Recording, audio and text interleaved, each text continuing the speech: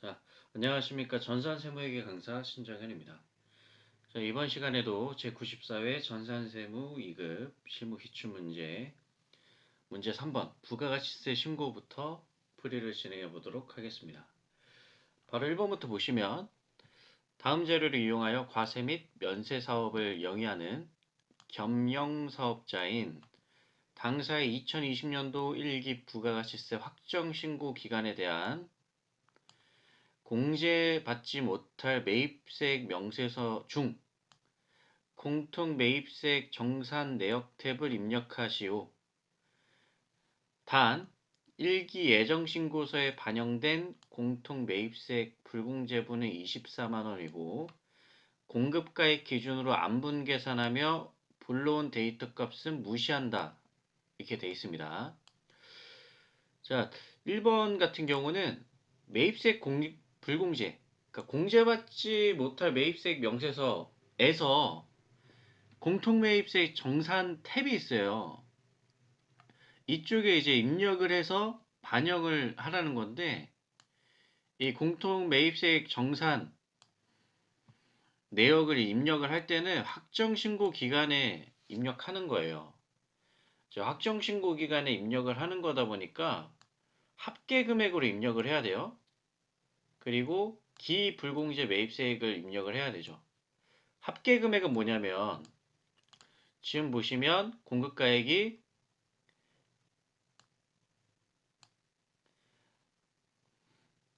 1기 예정, 1기 확정 금액별로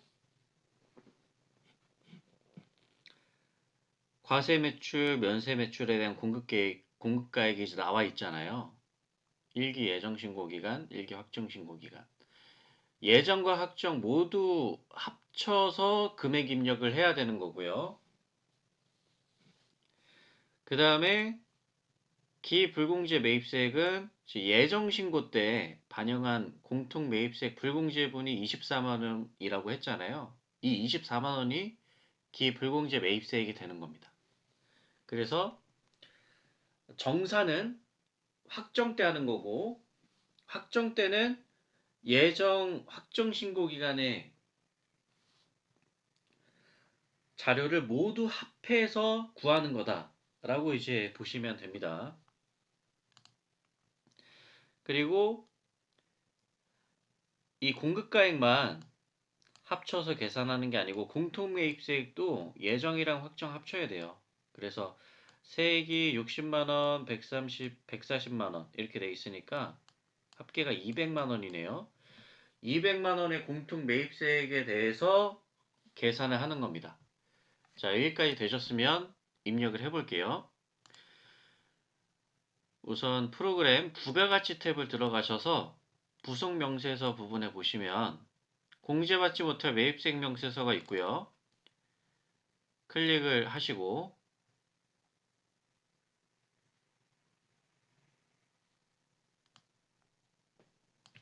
그리고 확정신고 기간이니까 1기 확정신고 기간이니까 4월부터 6월까지가 되겠죠. 그리고 공통매입세액의 정산 내역으로 입력을 하라고 했고 공급가액 기준으로 입력하시면 되는데 전표 데이터를 불러오실 필요는 없고요. 총공통 매입세액 같은 경우는 예정 확정 합쳐서 200만 원이었죠. 그 다음에 이제 비율을 구해야 돼요. 면세 비율이 얼마냐. 근데 이제 보면은 과세가 공급가액이 600, 2000 이렇게 있으니까 과세 매출이 2600 그리고 면세 매출이 1200이네요. 예정 확정 합하면. 그럼 총 공급가액은 3800이 되네요.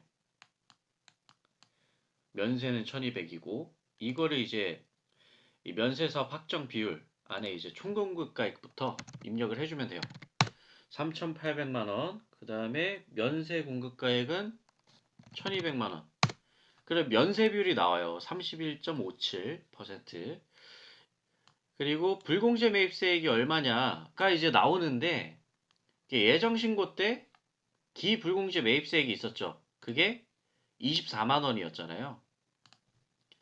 기불공제 매입세액을 24만원 추가로 입력해 주시면 되는 겁니다. 그러면 이제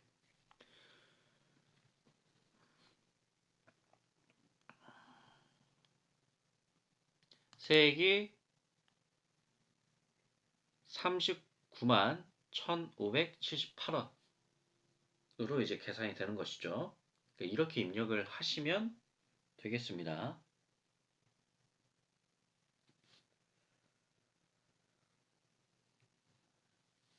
자, 다음 문제 보겠습니다.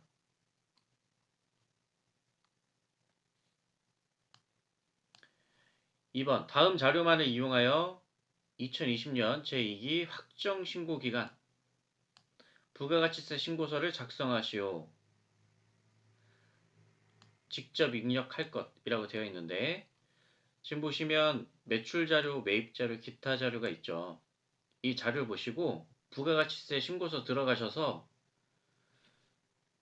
수기로 입력하시면 돼요. 그러니까 직접 입력하시면 되는 겁니다. 그래서 보시면 부가가치 탭에 부가가치세 신고서 메뉴가 있죠. 여기서 10월 1일부터 12월까지로 조회하시고 자료를 보고 입력하시면 되는 거예요. 자, 그런데 2번 문제에서 좀 특이한 부분은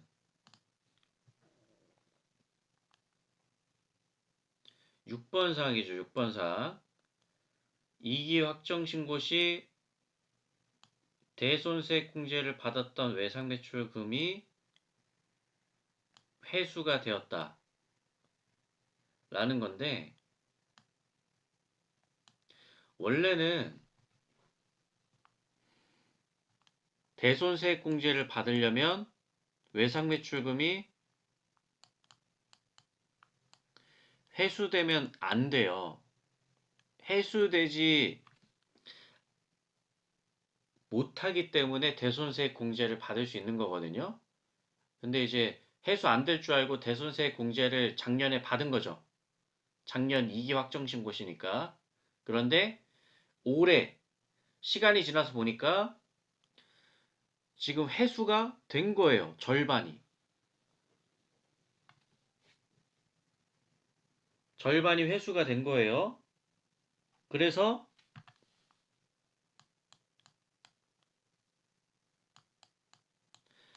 100만 원만큼은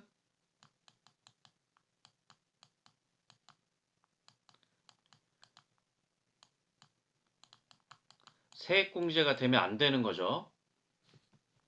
왜냐면 부가가치세 포함 금액이 2,200만 원이니까 원래 200만 원의 대손세액공제를 받았을 거예요. 회수가 안 될 거라고 가정했기 때문에.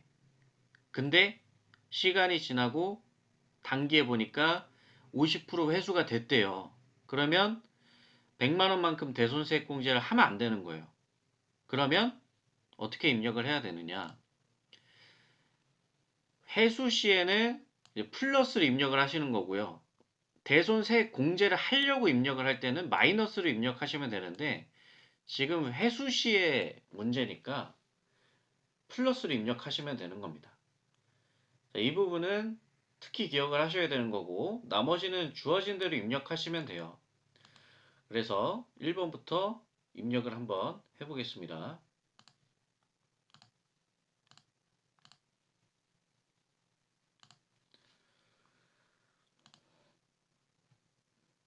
자, 매출 자료부터 보면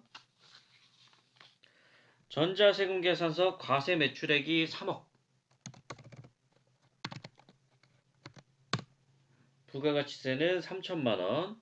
그런데 이제 가로 내용을 보시면 이중 지연 발급분으로 공급가액 2천만 원, 부가가치세 200만 원이 포함되어 있음이라고 하니까 전자세금 계산서 지연 발급이면 가산세를 내야 돼요. 그래서 하단에 가산세 개 부분에 이 카 부분을 누르시면은 가산세 면세를 이제 기록을 하실 수가 있고요. 여기서 지연 발급분이니까 세금계산서 쪽에 지연 발급 등을 클릭을 하시고 공급가액이 이제 2천만 원이라고 하니까요. 공급가액 2천만 원 넣어주시면 가산세 계산됩니다. 여기까지 입력을 하셔야 되고요. 그 다음 2번을 보셔야겠죠. 2번이 신용카드 현금영수증 과세 매출액이라고 되어 있으니까 이 과세 쪽에 3번 신용카드 현금영수증 발행분에 6천만 원, 부가세 600만 원 입력해 주셔야 되고요. 그 다음에 정규 증빙 미발급 과세 매출액의 경우에는 세금 계산서 아니고 신용카드 현금영수증 아니죠. 정규 영수증, 정규 증빙 아니면 이 과세 기타에 넣는 거예요. 그래서 기타가 40만 원이 되는 겁니다. 부가세 4만 원. 그 다음에 이제 4번 영세율 매출액 일가 별개로서 전자세금 계산서 발급분이라고 되어 있는데 그러니까 영세율 세금 계산서 발급분이니까 5번 칸에 입력하면 될 거예요. 금액은 5천만 원. 그 다음에 해외 직수출액. 직수출액은 이 영세 쪽에 기타 6번에 넣는 거예요. 그래서 직수출액 1억은 6번에 들어가면 되고요. 그 다음에 아까 말씀드린 대손세액공제 있죠? 이거 회수돼서 대손세액공제 절반은 하면 안 돼요. 절반이 이제 100만 원이었죠. 그래서 대손세액공제 100만 원 하면 안 되니까 양수로 100만 원 이렇게 넣어주시면 되겠죠. 자, 그러면 매출 쪽은 끝났습니다. 매입 쪽을 이제 볼게요. 전자세금 계산서 과세 일반 매입액 이렇게 돼 있는데 세금 계산서 쪽에 일반 매입 란에 입력을 해주시면 돼요. 10번 칸에 이 금액이 3억이네요. 3억. 그 다음에 부가세 3천만 원 입력하시면 되고요. 자, 그런데 밑에 내용을 보시면 상기 금액 중 공급가 2천만 원, 부가가세 200만 원은 사업과 직접 관련이 없는 지출에 대해서 전자세금 계산서를 발급받은 것임. 사업과 관련 없는 지출이면 매입세액 공제 안 되죠. 매입세액 불공제예요. 그러니까 어떻게 해야 되냐면 공제받지 못할 매입세액을 클릭을 하셔서 우측 상단에 공제받지 못할 매입세액 란에 공급가액 2천만 원, 세액 200만 원을 추가적으로 입력을 하셔야 총 3천만 원의 매입세 공제가 있는데 그 중에서 200만 원 불공제 받아서 2,800만 원만 매입세 공제가 가능하다라고 신고서에 반영이 되는 거예요. 자, 그 다음 보시면 사업용 신용카드 과세 일반 매입액 되어 있네요. 신용카드 같은 경우는 세금 계산서 수치분이 아니기 때문에 14번 그 밖의 공제 매입세액에 반영을 해야 되고요. 14번 그 밖의 공제 매입세액은 우측 하단에 나와 있습니다. 여기다가 입력을 하는 거예요. 신용카드 매출 수령금액 합계표 일반 매입 41번 란에 금액이 2천만 원이네요. 이것도. 그 다음에 세액은 200만 원 이렇게 입력을 해주시면 되겠습니다. 자, 매입 자료도 끝났네요. 그 다음에 이제 기타 자료 보시면은 제2기 예정신고 당시 미환급세액. 미환급세액은 어디다 입력하냐면 예정신고 미환급세액 있죠. 여기 이제 발 안에 입력하시면 됩니다. 금액이 300만 원. 자, 이렇게 입력하시면 최종적으로 납부할 세액이 424만 원인 것을 확인하실 수가 있어요. 자, 그래서 부가가치세 신고서까지 한번 입력을 해보았습니다. 항상 이렇게 신고서나 부속서를 입력할 때 저장하셔야 돼요. 저장하시면 될 거고요. 이번 부가가치세 신고서 문제가 가산세가 어렵게 나오면 굉장히 어려운데 94회 부가가치세 신고서 문제는 되게 평이했어요. 이 대손세액 공제가 조금 어려웠고요. 그 다음에 사업과 직접 관련 없는 지출, 그러니까 매입세액 불공제 이 두 가지 사항이 조금 어려운 문제가 되겠습니다. 어려운 부분이 되니까 제가 체크한 두 가지 사항에 대해서는 꼭 이해하시면 되겠습니다. 자, 다음 문제 보겠습니다. 결산자료 입력이네요.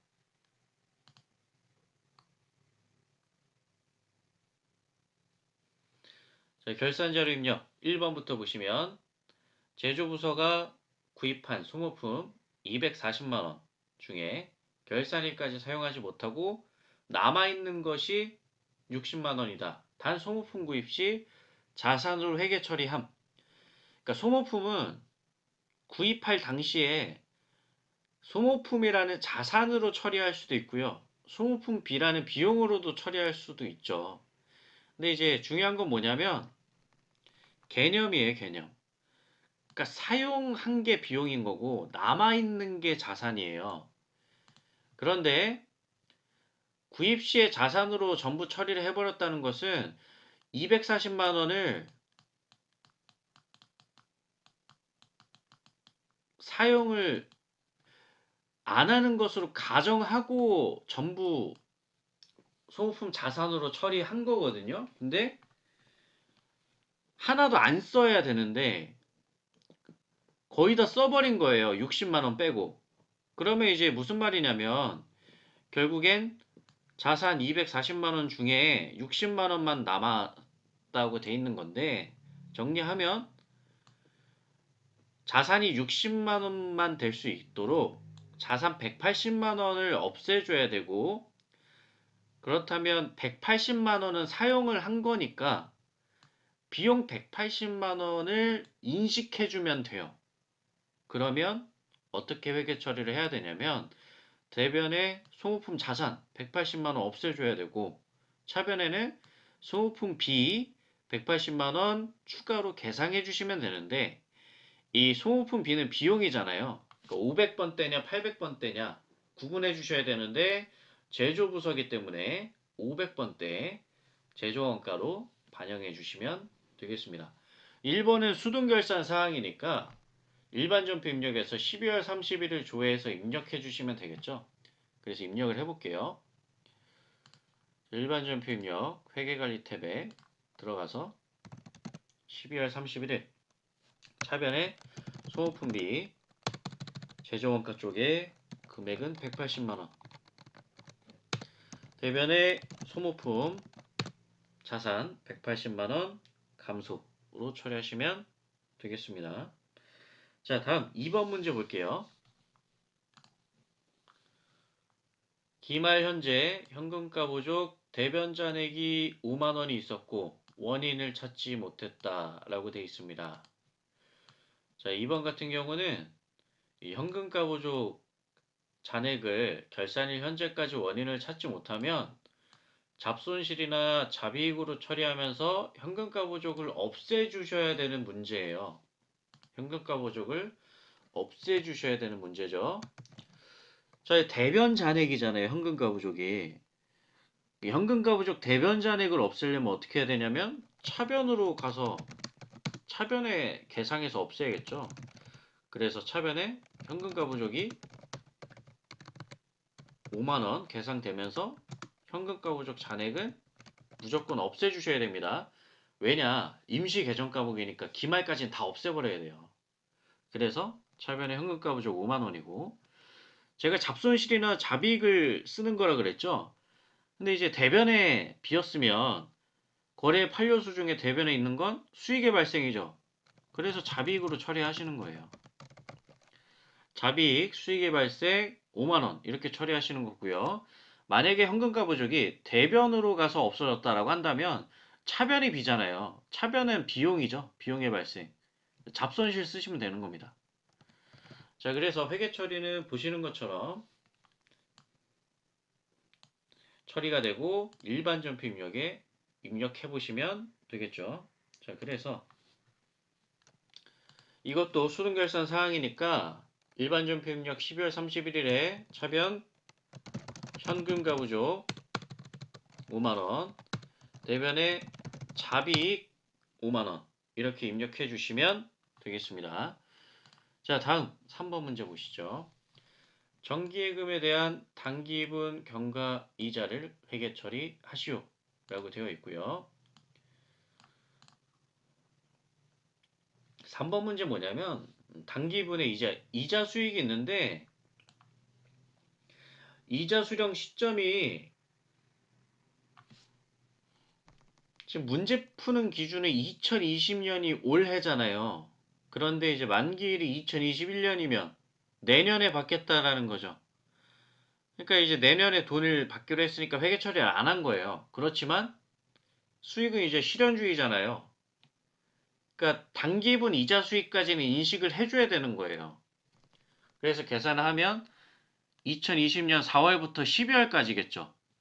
4월부터 12월까지 하면 9개월이거든요. 그래서 3억의 1%가 이자인데 여기서 1년으로 12 나눈 다음에 9개월치에 대한 이자 계산하면 225만 원이 나와요.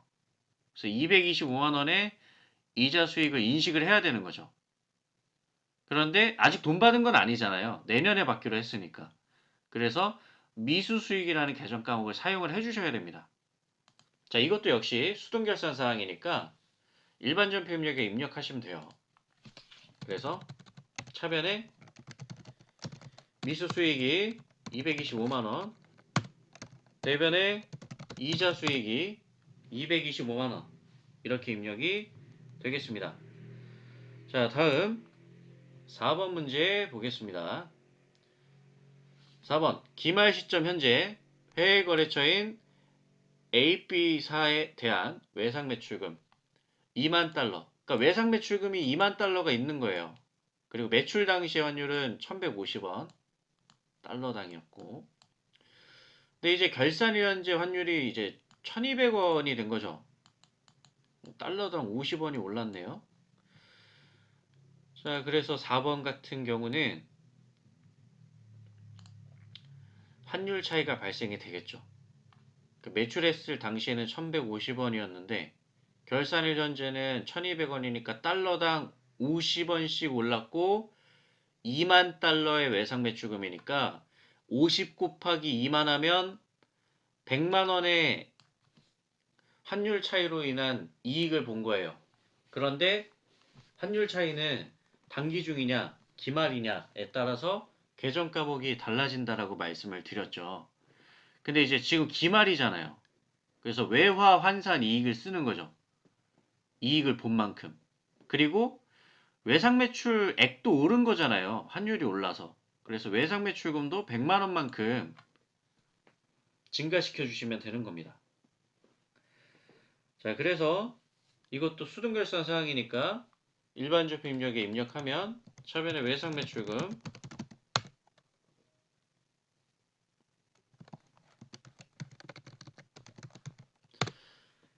거래처는 ABC사 금액은 100만 원 대변에는 외화 환산 이익이 기록이 되겠습니다. 자, 다음에 이제 5번 문제 보시죠. 기말 현재 퇴직급여 추계액 및 퇴직급여 충당부채를 설정하기 전 퇴직급여 충당부채의 잔액은 다음과 같다 라고 되어 있고요. 퇴직급여 충당부채는 퇴직급여 추계액의 100%를 설정하며 제조합 환간비를 구분해서 각각 회계 처리할 것이라고 되어 있습니다. 생산과 판매 관리가 있으니까 생산에 이제 500번대 비용이 나오면 될 거고 판매 관리는 800번대 비용 나오시면 되겠죠. 5번은 사실 이제 일반 전표 입력하는 방법과 결산자료 입력에 입력하는 자동 결산 방법이 있는데 5번 같은 경우는 자동 결산 방법으로 입력을 해볼게요. 해서 보시면 우측 상단에 결산자료 입력이란 메뉴가 있고요. 기간조에는 1월부터 12월로 하셔야 됩니다. 결산이니까요. 그 다음에 상단에 메뉴를 보시면 CF8 퇴직 충당이라는 버튼이 있어요. 이 버튼을 누르시면 편하게 결산을 진행하실 수가 있는데 아까 자료에 나와 있는 퇴직급여 추계액은 생산 부분 500번대가 3천만 원이었어요. 그래서 추계액 부분에 508 퇴직급여 3천만 원 입력하고 806 퇴직급여에는 추계액이 1천만 원으로 이제 입력을 하시면 되는 거예요. 계산이 어떻게 되는 거냐면 이 추계액이라는 거는 반영시켜야 할 금액이에요. 그러니까 무조건 3천만 원 기록이 돼야 되는 거예요. 퇴직급여 충당 부채가. 그런데 이제 고려해야 될 사항이 있죠. 현재 퇴직급여 충당 부채 잔액이 있으면 굳이 3천만 원 전액을 잡을 필요는 없잖아요. 3천만 원만 잡아놓으면 되는 거니까.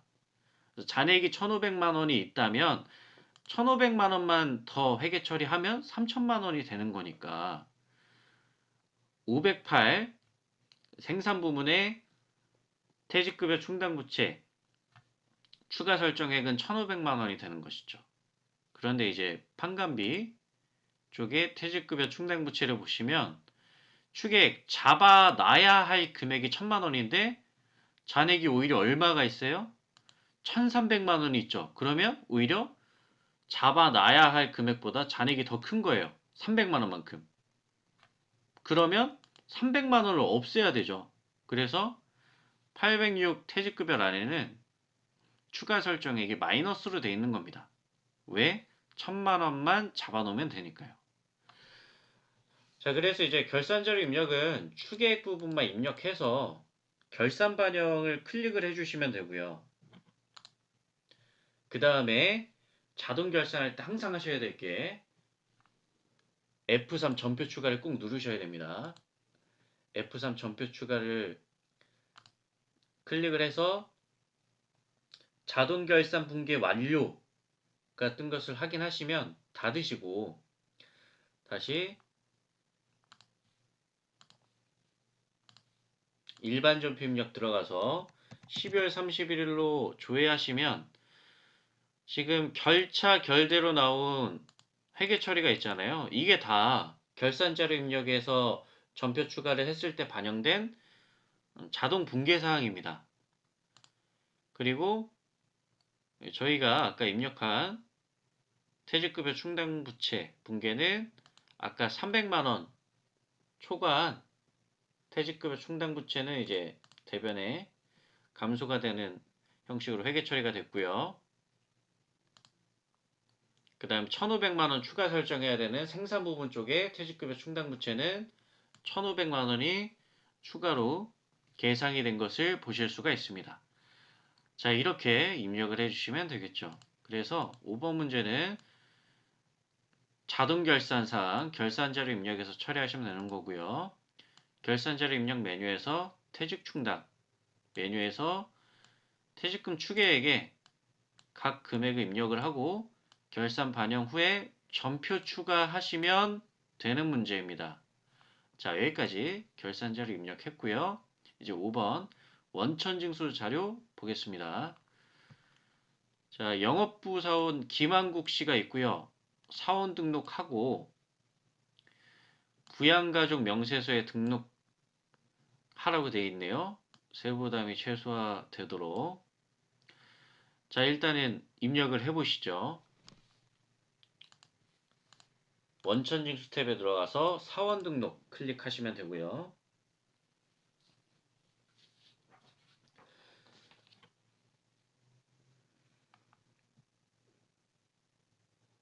그 다음에 이제 김한국 씨를 입력을 해야 되니까 김한국 씨가 코드 번호가 105번. 주민번호는 나와 있죠. 770226 1041318.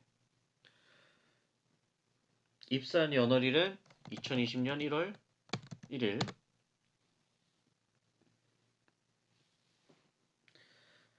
내국인일 거고요. 대한민국.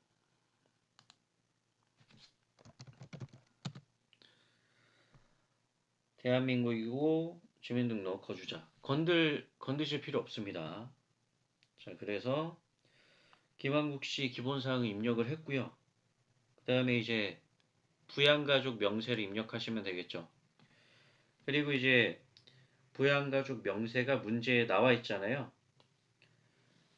그래서 본인은 일단 무조건 공제예요. 그래서 본인은 제외하고 그 다음 나여성 씨 배우자부터 따져보면 돼요. 자, 그런데 지금 부양가족 명세를 하는 이유는 인적 공제를 하기 위해서예요. 인적 공제는 무조건 다 해주는 게 아니고 기본 공제와 추가 공제가 있는데 기본 공제가 되려면 나이 요건과 소득 요건이 모두 충족이 돼야 됩니다. 나이 요건은 위탁 아동을 빼고는 20세 이하, 60세 이상으로 보시면 되고요. 소득 요건은 소득 금액 100만 원까지 보시면 돼요. 100만 원이 넘어가면 공제 안 되는 거예요. 자, 근데 근로소득만 있으면 총급여 500만 원까지는 공제된다. 이렇게 보시면 되고요. 그러니까 나이 요건과 소득 요건이 모두 충족되어야 기본 공제가 되는 거고요. 대신에 이제 배우자, 장애인, 기초생활 수급자는 나이 요건은 안 본다. 소득 요건만 본다. 이건 이제 기억을 하셔야 돼요. 그리고 이 분리과세는 또 기본 공제가 돼요. 그래서 기타 소득 금액 300만 원 이하, 이자 소득과 배당 소득을 합한 이 금융소득 금액 2천만 원 이하, 그리고 연금 소득 1,200만 원은 분리과세가 돼요. 그러니까 분리과세가 된다라는 거는 이 소득 요건이 해당이 된다는 거거든요. 그래서 지금 제가 메모장에 기록한 기타 소득 금액부터 연금 소득까지는 이 해당 금액 기준 이하는 소득 요건에 해당이 된다. 이렇게 보시면 되고요. 또 무조건 분리과세 소득이 있어요. 일용 근로소득, 복권 당첨 소득 이런 소득이 무조건 분리과세 소득이거든요. 무조건 분리과세 소득은 기본 공제가 또 됩니다. 그러니까 소득 요건에 해당이 된다라는 거예요. 자, 여기까지는 기억을 해주셔야 돼요. 그리고 기본 공제는 1인당 150만 원 소득 공제가 됩니다. 자, 그래서 여기까지 정리하시고 다음에 이제 추가 공제로 보게 되면은 경로 의대부터 출산 입양 세액 공제까지 있는데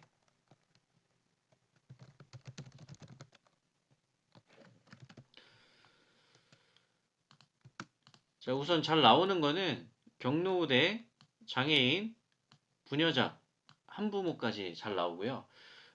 자녀세액 공제 같은 경우는 자녀를 입력하면 이 프로그램에서 자동 반영해줘요. 그래서 자녀세액 공제는 일단 내용을 이해를 하시고 좀 중요한 게 만 7세 이상 되는데 이 만 7세 이상만 되는 경우가 만 6세 이하는 아동수당을 받기 때문에 자녀세액 공제는 안 해주는 거예요. 그런데 만약에 아동수당을 미지급받는 만 6세 이하 자녀가 있다. 그러면 자녀세액 공제 됩니다. 이 부분은 기억을 해주시는 게 좋고요. 출산 입양 세액 공제는 첫째 30, 둘째 50, 셋째 이상 70만 원씩 공제가 되고 있습니다. 자, 추가 공제까지 이제 되셨으면 부양가족 명세 입력을 하시면 되겠죠. 자, 나혜성 씨부터 입력해보면 배우자는 일단 나이 요건 안 본다 그랬죠. 그래서 이제 배우자 나혜성 씨는 일단 나이 요건 안 봅니다.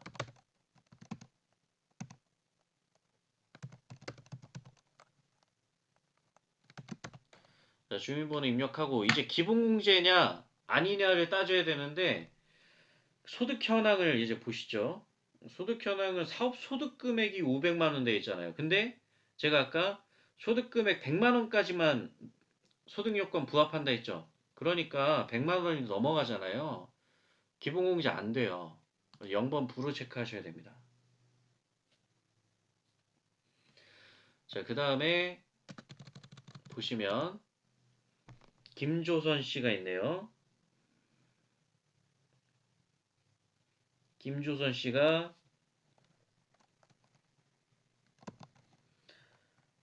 김한국의 직계존속, 소득자의 직계존속이 되겠네요. 그 다음에 주민번호 입력하고요.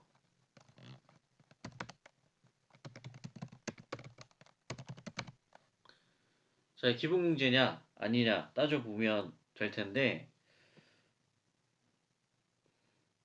일단 나이는 해당되죠. 73세니까. 그리고 소득요건 보면 무조건 분리과세 대상인 기타소득 금액 200만 원. 무조건 분리과세는 소득요건 된다 그랬죠. 그러니까 60세 이상에 해당이 되고요. 경로우대도 보시면 70세 이상부터 돼요. 만 70세 이상부터 되는데 프로그램에서 자동 반영이 됩니다. 그래서 넘어가시면 돼요. 자, 그 다음에 이제 강춘자. 나여성의 직계존속. 그러니까 배우자의 직계존속이네요. 강춘자. 주인번호 입력하고요.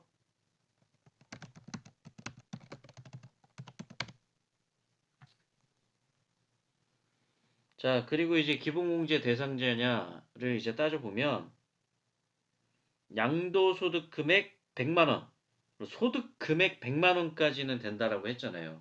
그래서 강춘자 씨도 됩니다. 그리고 나이가 70세가 넘어서 경로우대 되죠. 자, 다음 김우주 볼게요. 김우주 직계비속이네요. 4번. 주민번호 입력하고요. 자, 그리고 이제 기본공제 대상자가 되느냐 봤더니 일단 김우주는 나이가 20세 이하고요. 그리고 소득이 없네요. 그래서 기본공제 대상자 됩니다. 자, 그런데 김우주 같은 경우는 장애인복지법에 의한 장애인이에요. 그래서 장애인 추가공제가 됩니다. 장애인복지법이니까 이제 1번에 체크해 주시면 되고요. 자, 다음에 김관우 보겠습니다. 김관우도 직계비속이네요.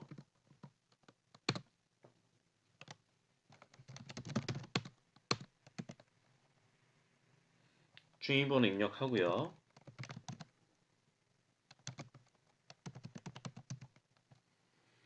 나이는 역시 20세 이하, 그리고 소득 없습니다. 그래서 기본공제 대상자가 되네요.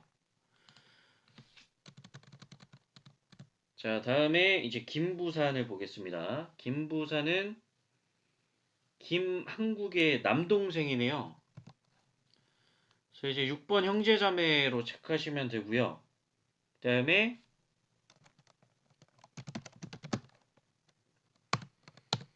주인번호 입력하고요.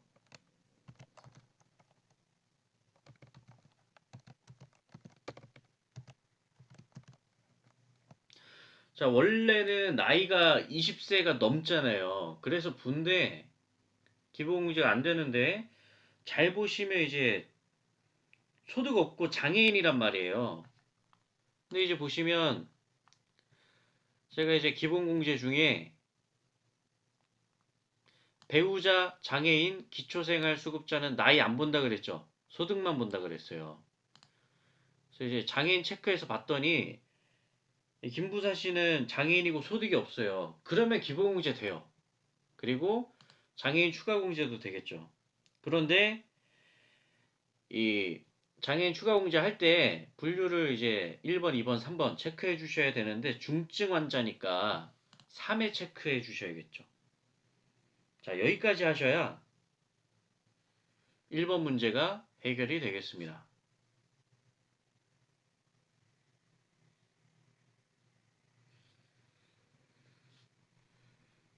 자, 그래서 1번 문제는 지금 풀이를 해보았고요.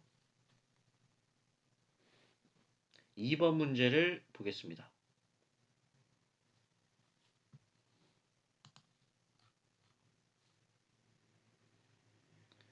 2번 사원 김미영 국세청 제공자료와 기타 증빙자료이다. 부양가족은 제시된 자료 이외에는 소득이 없고 김미영과 생계를 같이 하고 있다. 연말정산 추가자료 입력 메뉴에서 해야 될 걸 지금 알려주는 거예요. 연말정산 추가자료 입력 메뉴 들어가서 부양가족 탭 수정하고 연말정산 탭 작성하라 되어 있어요. 그러니까 두 가지라는 거예요. 부양가족 탭 수정하고 연말정산 탭 작성하라는 거예요. 자, 그래서 한번 진행을 해보겠습니다.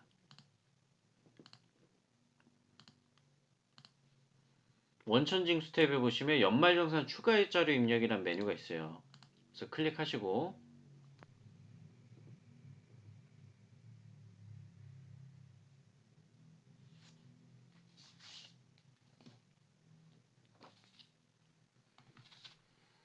지금 보시면 이제 사원이 없는데 좌측 F3 전체 사원에서 불러오시게 하시면 되고요.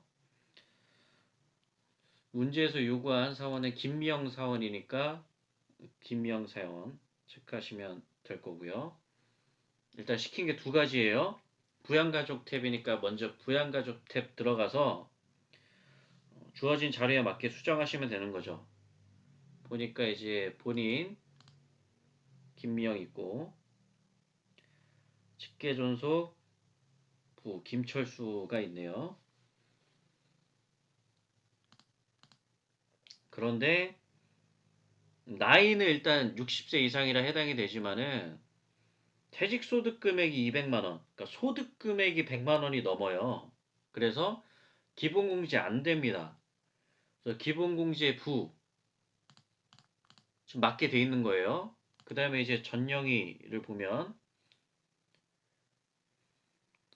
일단은 나이가 76세니까 나이 요건은 돼요. 그리고 비고란에 이제 소득이 적혀 있어야 되는데 소득이 없네요. 그럼 나이 요건 되고 소득 요건 되니까 기본공제 되는 거죠. 60세 이상. 그리고 경로 우대 추가 공제 되고요. 그 다음에 이제 박문수 보면은 나이 20세 이하로 되고요. 그리고 소득이 있나 봤더니 소득이 없어요. 그러니까 기본공제 부가 아니고 20세 이하 기본공제 대상자 되고요. 만 7세가 넘으니까 자녀세액공제도 추가됩니다. 그 다음에 박분수 나이 5살이고요. 당연히 소득이 없겠죠. 그래서 20세 이하 기본공제 대상자로 들어가요. 대신에 이제 만 7세가 안 되니까 자녀세액공제는 안 되죠. 자, 그래서 일단 이렇게 입력하면 부양가족 탭은 해결이 됐어요. 다음에 이제 연말정산 자료 입력하시면 되겠네요. 아, 그리고 그 전에 보시면 지금 본인은 김미영 씨는 배우자가 없죠. 지금 가족관계 보니까 부모 있고 자녀가 있어요. 배우자가 없으니까 추가 공제가 됩니다. 한부모 공제가 추가로 되겠네요. 그래서 김미영 씨 한부모 추가 공제 체크하는 것까지 진행하시면 되겠습니다. 자, 그 다음에 이제 연말정산 입력 보시죠.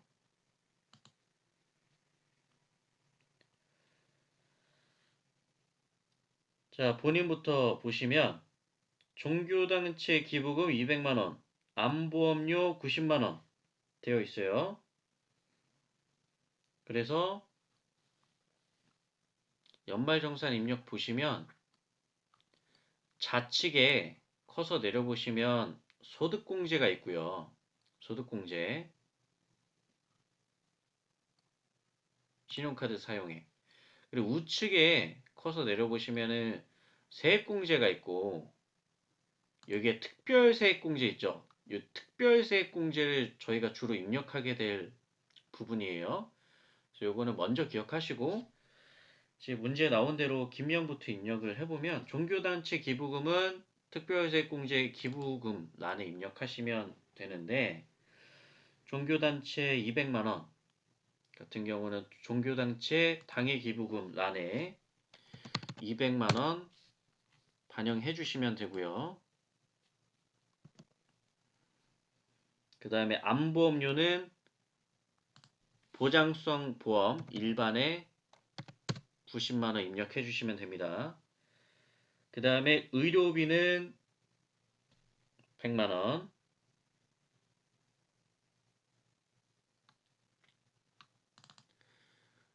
의료비 체크해서 본인 100만원 입력해 주시고요. 그 다음에 필라테스 학원 수업료 돼 있는데 필라테스 학원 수업료는 교육비 공제 안 됩니다.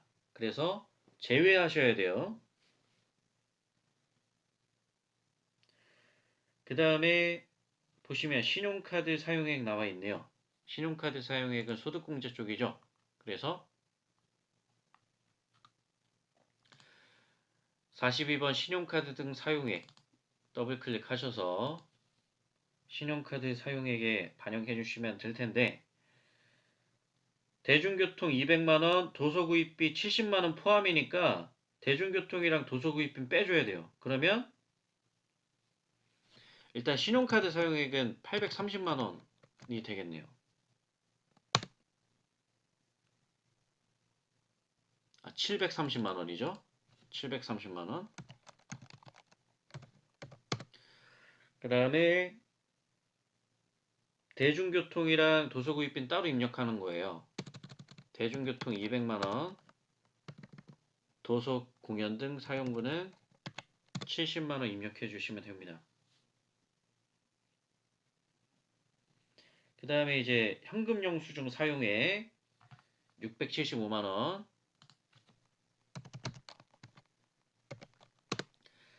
그리고 전통시장 300만원이니까 전통시장은 300만원 추가로 입력해 주시면 되겠죠. 그러면 김미영 씨는 끝났고요. 그 다음 김철수 씨 보겠습니다. 김철수 씨 종교단체 기부금 80만원 돼 있으니까 기부금 다시 들어가서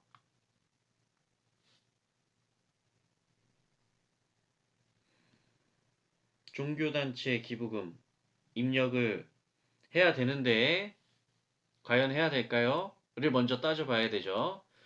자, 그래서 보시면 이 특별세액공제는 따져봐야 돼요. 의료비, 보험료, 교육비, 기부금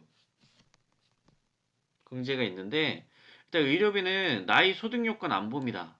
보험료는 나이 소득 요건이 있고요. 교육비랑 기부금은 소득 요건만 있어요.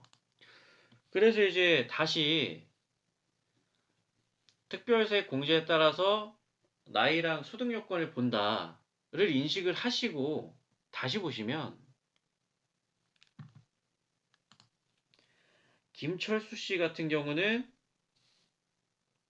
지금 소득이 퇴직소득금액 200만 원이 있죠. 소득금액 기준 100만 원이 넘는 거잖아요. 100만 원 초과니까 기부금 공제 일단 안 되고요. 그 다음에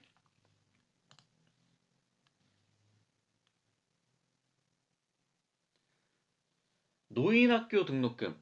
노인학교 등록금은 지금 김철수가 부모 아버님이잖아요. 직계존속이니까 직계존속의 교육비는 공제 대상 자체가 아니에요. 장애인 특수교육비는 직계존속이라도 공제가 되는데 원칙적으로 직계존속의 교육비는 공제 대상이 아닙니다. 그러니까 이 부분이 중요한 부분이라 기억을 하셔야 되고 입력하면 안 되는 거예요. 그래서 그래서 김철수 지출은 입력하면 안 돼요. 네. 그리고 전영희를 보겠습니다. 의료비 60만원. 의료비 60만원. 그런데 이제 전영희 씨 같은 경우는 65세 이상이죠. 그래서 65세 이상자 부분에 의료비 160만원을 입력하시면 되고요. 그 다음에 종교단체 외 지정기부금이니까 기부금란에 들어가서 종교단체 외 당의 기부금란에 20만원 반영을 해주셔야 되고요. 그 다음에 직불카드 사용액이 있네요. 그래서 신용카드 등 사용액 들어가서 직불카드 500만원 넣어줘야 되죠. 대중교통은 빼야 되니까 대중교통은 100만원 더해서 300만원 입력해 주시면 되겠습니다.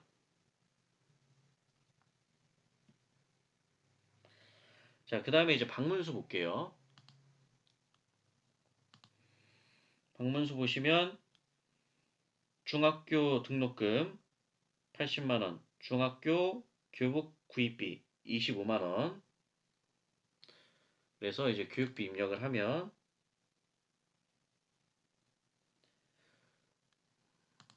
초중고 부분에 중학교 등록금 80만원, 그 다음에 교복 구입비 25만원, 105만원 입력을 하고요. 그 다음에 이제 의료비 70만원, 시력보정용 안경 구입비 15만원. 그 안경 구입비는 일단 50만원까지 의료비 세액공제가 되고 의료비 70만원은 공제가 되는데 방문수 같은 경우는 이제 그 밖에 공제 대상자의 입력을 해주셔야 되는 거죠. 그래서 금액이 85만원이 될 겁니다.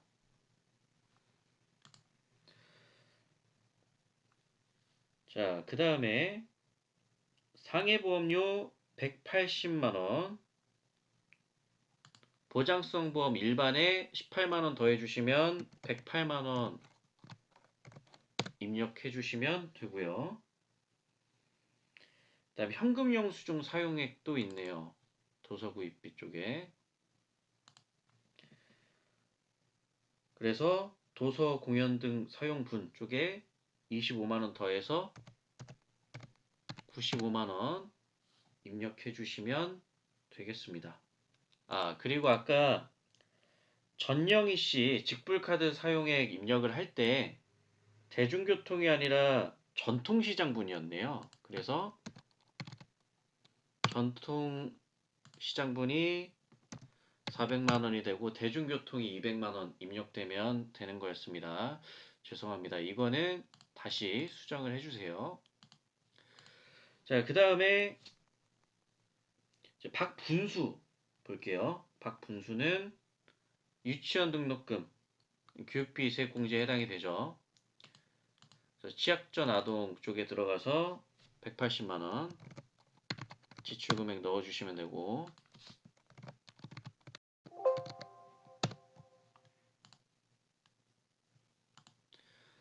그 다음에 저축성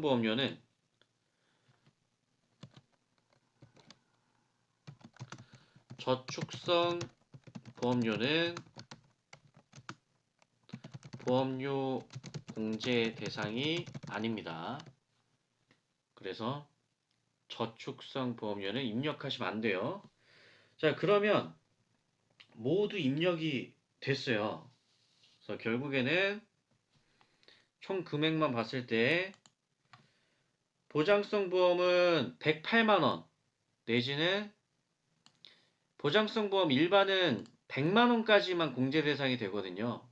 그래서 108만원 입력하시거나 총지출액 입력하시거나 공제 대상 한도 100만원 넣으시면 되고요. 의료비 같은 경우는 총 245만 원인데 본인 65세 이상자 160만 원, 그 밖에 공제 대상자 85만 원 입력이 되면 되고요. 교육비 같은 경우는 285만 원, 기부금은 220만 원,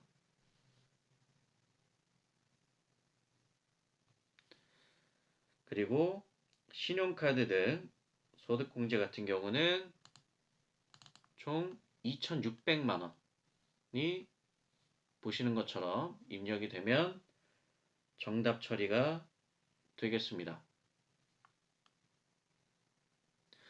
아까도 이제 제가 이 전통시장이랑 대중교통 사용분을 바꿔서 썼는데 이런 실수가 좀 자주 있어요. 그래서 수강생분들께서도 이 연말정산 추가자료 입력을 하실 때 한 번 더 검토하시는 게 중요해요. 그래서 검토하시고 잘 맞게 반영해 주신다면 충분히 연말정산 추가자료 입력은 모두 맞출 수 있는 부분이니까 꼼꼼하게 검토해 주시면 되겠고요. 자, 여기까지 전산세무 2급 제94회 실무기출문제 풀이를 진행을 해보았습니다. 다음 시간에는 제93회 전산세무 2급 실무기출문제 풀이를 진행해 보도록 하겠습니다. 고생 많으셨습니다.